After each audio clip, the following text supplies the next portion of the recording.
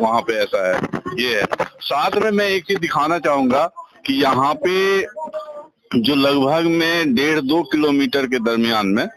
यहाँ पे एक शौचालय है जो कि पंचायत द्वारा जो है इसका निर्माण कराया गया है,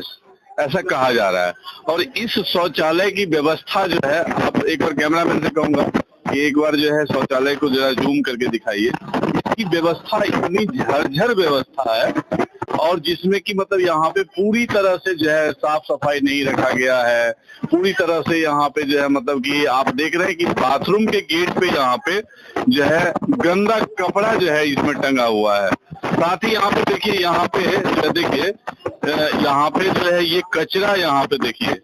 ये यहाँ पे जो निगम होंगे या जो भी होंगे यहाँ पे नगर पालिका से जो भी काम करते होंगे, उनका देखिए ये कचरा किस प्रकार से बंधा हुआ है। साथ में ये देखिए ये व्यवस्थाएं क्या